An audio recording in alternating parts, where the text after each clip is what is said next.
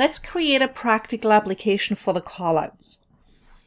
So I've some good points I'm talking about, but I'm presenting a lot of information quite quickly in this little presentation I've created here.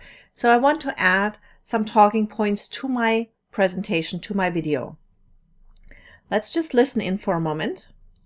Create your speaking points in bullet form. That makes it much easier to follow. That is a good talking point I should mention on my visual. And a good visual to add is a call out. So let's just go ahead and do that. I'm just going to add a call out.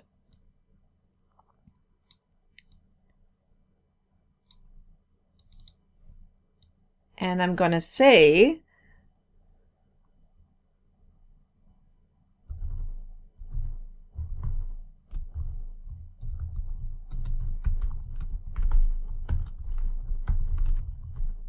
create speaking points in bullet form. And I'm just going to move this over to the side here. And as you can see, I've typed so much information that I can't see all of it. So I'm just going to drag this down a little bit. And that looks pretty good already.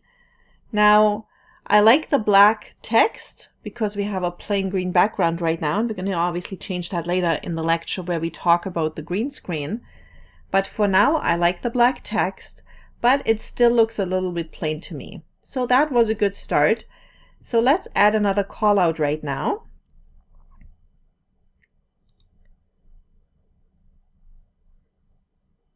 And I'm going to use a plain seal.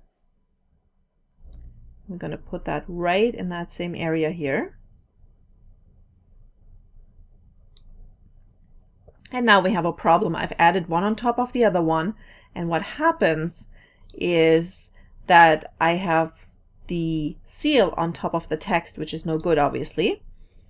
We want this to be the other way around. So I'm just going to move my seal out of the way, and I'm going to transition that text up here, and I move my seal down here. Now I can actually see that my seal isn't quite big enough. So I'm going to change that size slightly. Maybe make it a little bit longer. It doesn't need to be perfectly round.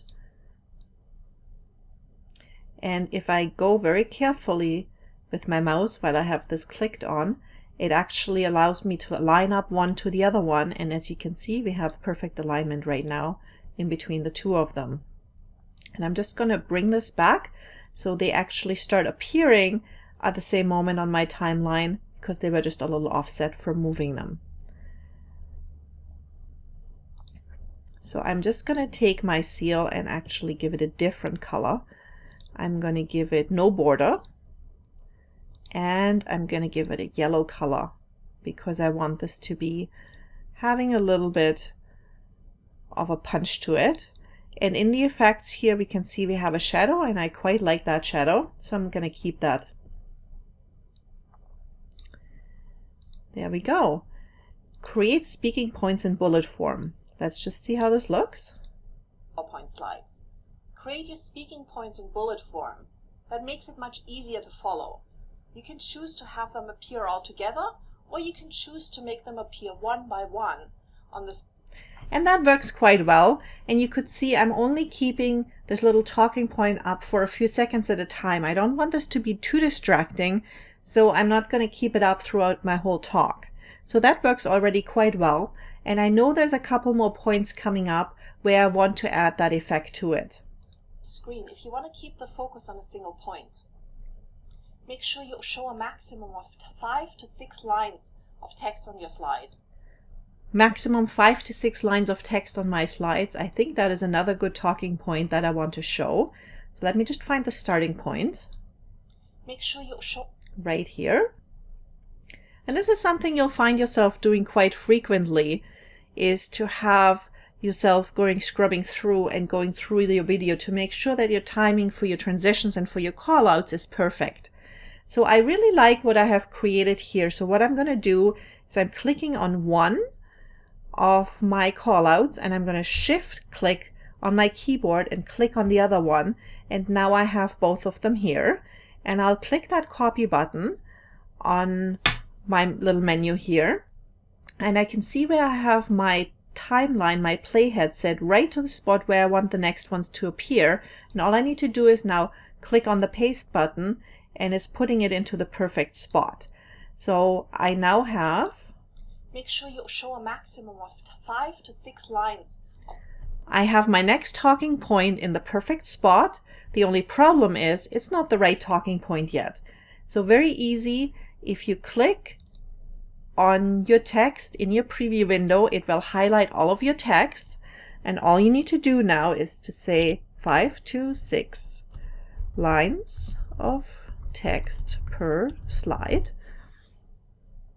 And it's keeping all your formatting alive, and you can have the next talking point appear and it's formatted exactly the same way like your previous one was.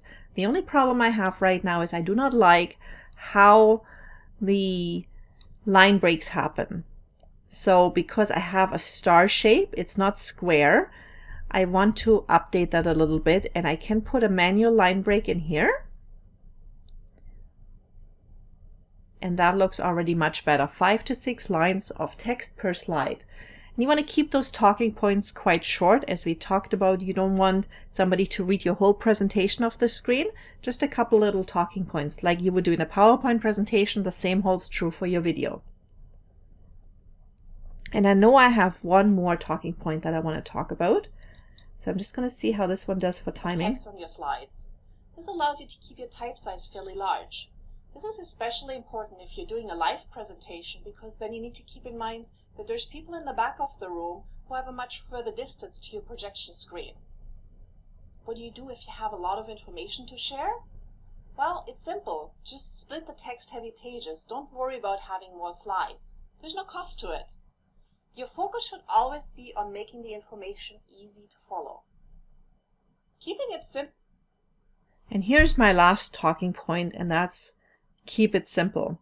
Now we have already copied our call out. So all we need to do at this point, it's very simple. I just bring my playhead to the spot I want the next one to appear and just hit my paste button again. And as we go here, you'll see we have pasted the first call out one more time. Same formatting, everything is the same.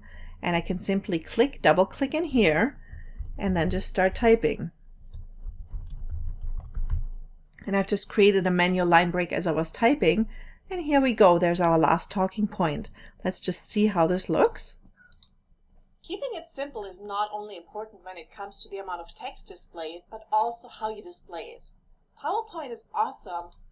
There we go. That works pretty good as well. I think this one is a hair long because I'm just going to zoom in here to show you. Because the fade out just starts happening as I stop talking. So what I'm going to do is I'm going to click on one and click on my second clip, and I'm just going to pull this back. There we go, I just didn't catch that one. And just pull them back just by a half a second or so, and that will make it for a better transition. So this is a way how a practical application of a call out looks. You can see they're quite effective, and you can use them to draw attention to really important points in your video. Or if you use the sketch circles and the sketch arrows and the sketch rectangles, it also allows you to be on the more technical side, bringing the attention right to where it needs to be.